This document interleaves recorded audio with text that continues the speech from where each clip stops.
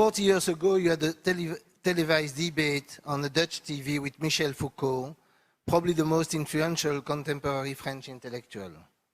You said that you had never met anybody so amoral. And indeed, he is widely viewed as the main defender of postmodernism and moral relativism. But what is wrong with that? Don't you see that ethical norms vary widely across space and time? Slavery, subjugation of women, repression of homosexuals have been accepted in many cultures and still are. Here, it is a scandal to make caricatures of the Holocaust, but it is considered admirable to make caricatures of the Prophet. In Iran, it's the other way around. The terrorists of the Israelis are the freedom fighters of the Palestinians. Muslims think that their religion is truly universal, and Christians think likewise, but for their religion, while secularists think secularism is the only solution. Isn't truth itself, including scientific truth, always the effect of regimes of truth, as Foucault called them, that are inextricably linked to power? Isn't there something, both parochial and imperialist, in asserting one's own value system as being, quote, truly universal, unquote?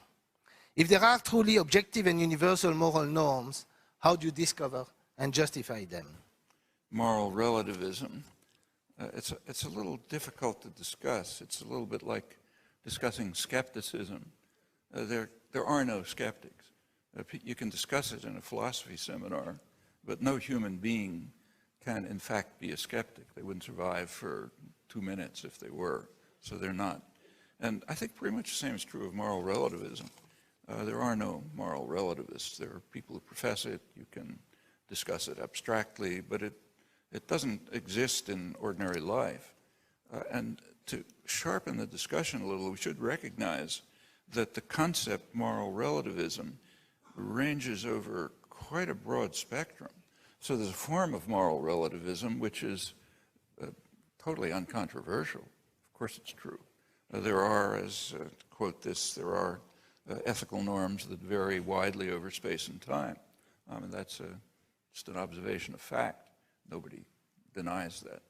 Similarly, every other aspect of humans varies quite widely. So, for example, human visual systems can vary quite widely in the way they function, depending on early experience. Actually, it's been shown by experiment, not with humans, but with other animals with essentially the same visual system, that you can change them radically just by early experience. Every biological system, and I assume we're biological organisms, so our moral values and ethical systems are also biological systems. Every one of them can vary quite widely depending on experience. That's not controversial. So, for example, the human visual system can be varied experimentally so that it will have different distributions of receptors that respond to horizontal and vertical lines, and that'll give very different perception. You can show it with cats and monkeys. We have the same visual system. On the other hand, you can't turn a human visual system into an insect visual system as you change experience. And this is quite general across the biological domain, including moral systems. There's a range of options that's possible. There's variation within that range, but there are also limits to the range.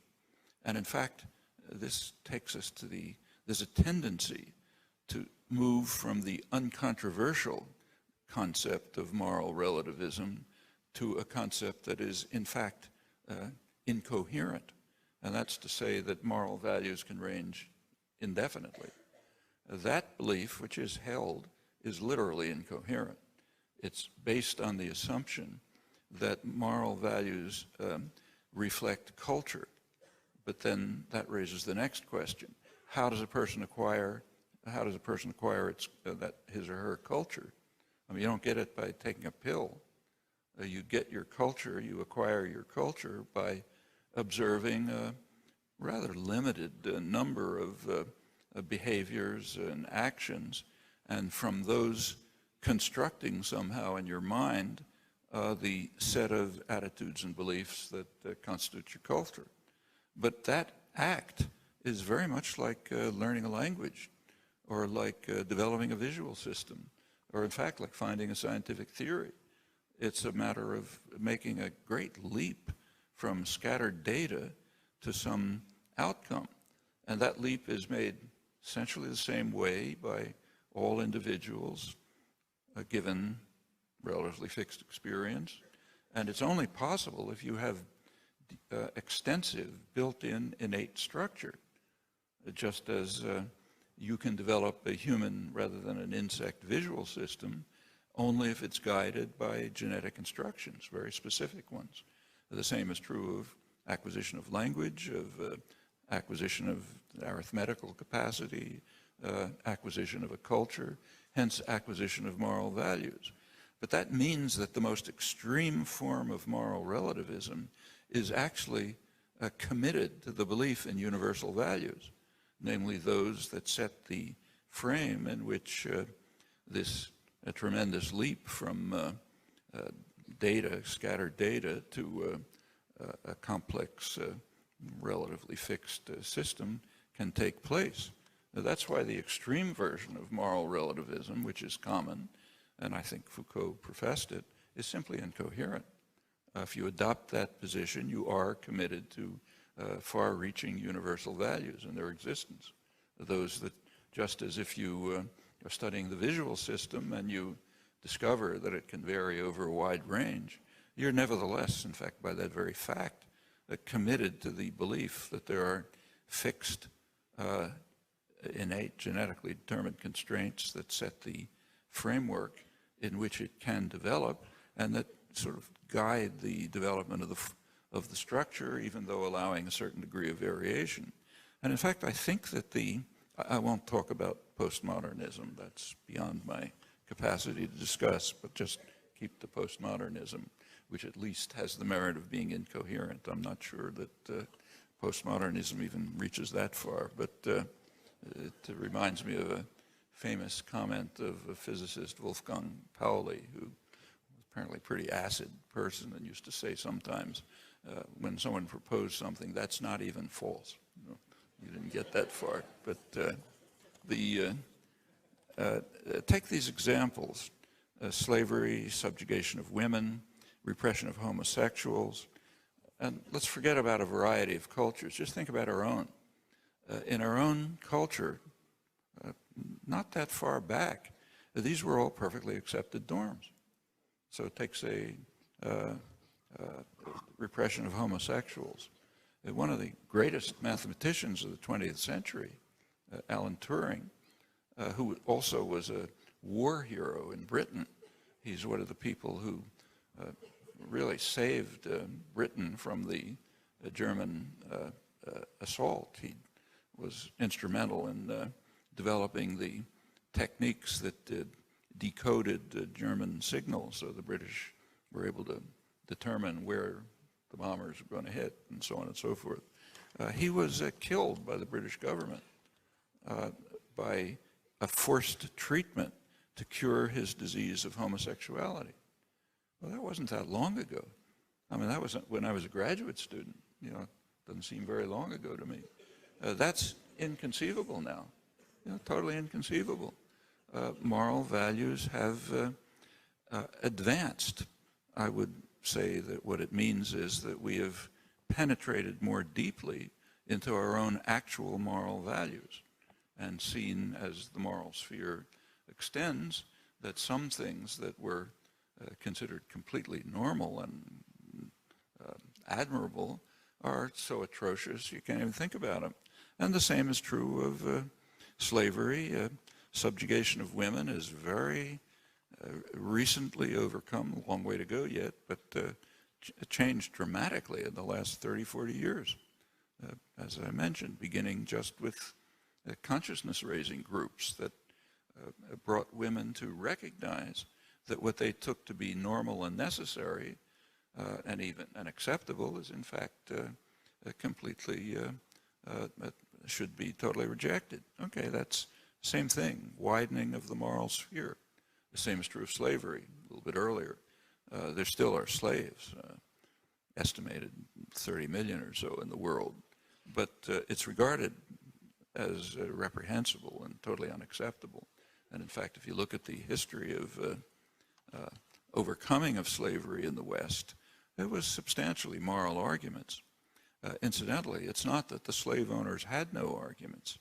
They did, and it's worth attending to those arguments. In fact, some of them really have never been answered, and the fact that they're not answered gives us some insight.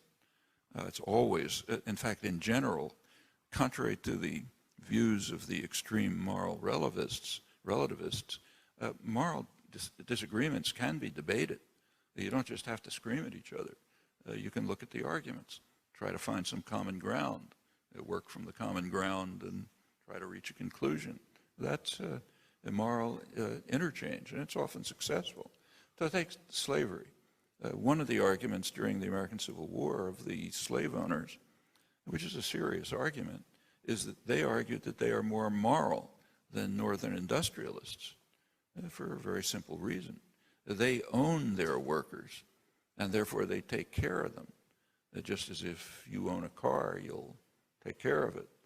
Northern industrialists rent their workers, and they don't take care of them. They have no responsibility for them. Just as if you rent a car, you probably won't take care of it. So therefore, slavery is more moral than a capitalist industrial policy. Actually, I think there's some merit to that argument. But instead of concluding from it that slavery is legitimate, we should conclude what working people in the North in the century and a half ago, we should draw their conclusion. It was a very common belief among working people in the United States that wage labor is fundamentally no different from slavery. The only difference is it's temporary. In fact, that was such a popular view that it was a slogan of the Republican Party. It was Abraham Lincoln's view. You could read it in the New York Times. It's taken a long time to drive that understanding out of people's heads, and I don't think it's driven very far. I think it's right below the surface, and it continually comes out. Incidentally, just a comment on this idea about regimes of truth. I suspect we're going to agree about this, but I mean, I think Foucault wildly exaggerates. Again, there's a kind of a truism, which is not controversial, that power systems have some effect on the way the scientific work proceeds and can be accepted and so on. Sometimes it's, at the extreme, it's a Stalinist biology. Okay, that had an effect. There's corporate influences on how drug trials are conducted. That's true. There are professional constraints. Actually, I've lived through them in my entire life. When I started my own professional work, I couldn't publish because it was too inconsistent with accepted ideas. In fact, the first book I wrote in 1955, it didn't come out for 20 years. And it came out then, it was submitted but rejected. It came out later just as kind of like for historical interest. By then, the field and developed had grown. So sure, that happens. But it's marginal. And there are self-correcting procedures in the sciences, which work pretty well, not perfectly, but pretty well. So there is an element of, power relations that enter into, say, scientific work. But to talk about regimes of power, it seems to me radically overstating the case. The real question is whether you can regard these differences within a framework of progress, in the sense that some cultures or features of culture are better than others. I mean, the real question of cultural relativism is one whether you think progress implies, as you said, an underlying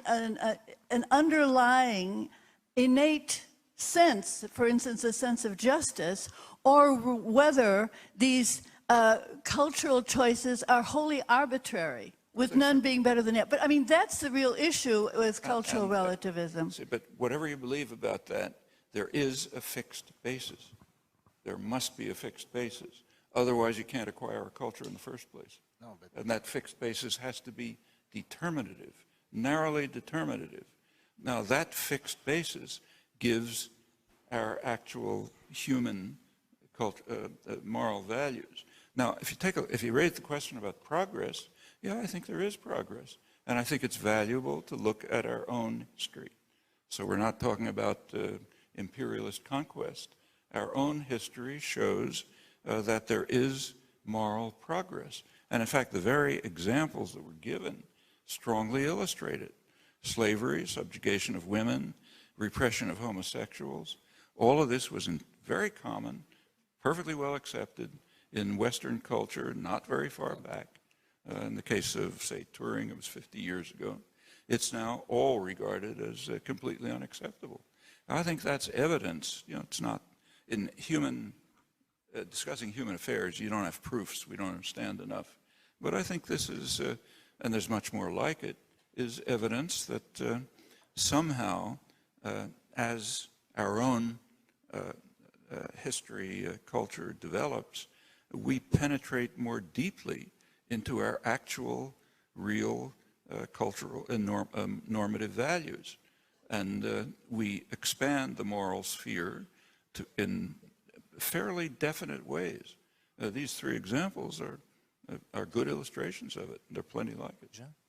I would like to respond to that because you see, this is exactly what you're expressing there is exactly the point of view of the Enlightenment, which is so rejected nowadays in the name of other cultures. Because if you speak of progress without our own cultures and you say this took a long time, etc., and now we look at it as a progress, but when you encounter other cultures that have not undergone this so-called progress, they will reply to you that your progress is actually a regression. Let me give you an example. Take homosexuality. Suppose there is a sacred book, a religious book, that says that this is a sin. If you allow that sin, the community will be destroyed, partly because to allow that sin is to allow for unreligious behavior and to allow for skepticism. And if skepticism spreads, then the religious culture is going to be destroyed. I have seen that in my own country, in my own life, with the Catholic culture. Right. Now, wait. Yeah, I know. But suppose a Muslim doesn't want to see their culture going the same way the Catholic has in this country, or the Jews, or some other sort of more traditional community, or the Catholic, whatever remains of them. I mean, you see, what do you say to them? You say your whole culture should go because homosexuality should be free? No, in fact, I say the same thing in my own culture. It's a sin in Jewish culture. Yeah, I know. Okay, but then don't you think it's a sin in Jewish culture? I wouldn't have asked some Nazi to come along and force it to be abandoned. No. But I think that in the course of time, in the course of thinking through your own values, these things are overcome. Our own culture is a good example. Okay. Homosexuality was considered not a sin, it was considered a pathology, a sickness. I know. Okay, and that's recent. We've come to understand it's not a sickness. And in fact, the idea that it was, and that you should kill people. I know, but you think this understanding is potentially universal, so it applies all cultures. I think it's even those potentially universal, and I think there are good reasons to believe it, because even if you're the most extreme moral relativist, you are presupposing universal moral values. And those can be discovered. In fact, in recent years, there's even empirical work trying to investigate them cross-culturally with children and so on. It's basically a scientific question. And we know that we have good reason to expect that there's going to be an answer. Part of the reason is just almost logic. You can't acquire a culture without having a rich, built-in array of constraints that allow the leap from scattered data to whatever it is that you acquire. I mean, that's virtually logic. And I think a look at our own history gives good illustrations. For example, looking at just the very examples that are given here, it's been a long battle, but over time, in fact, the last couple of centuries, there's been a very consistent change. And the change is not without conflict, but it's going in a particular direction. And I think you can even understand the direction. The direction is towards more tolerance of variation and more opposition to coercion and control. I think that's a very definite tendency. And I think it suggests something pretty strong about what our fundamental moral values are.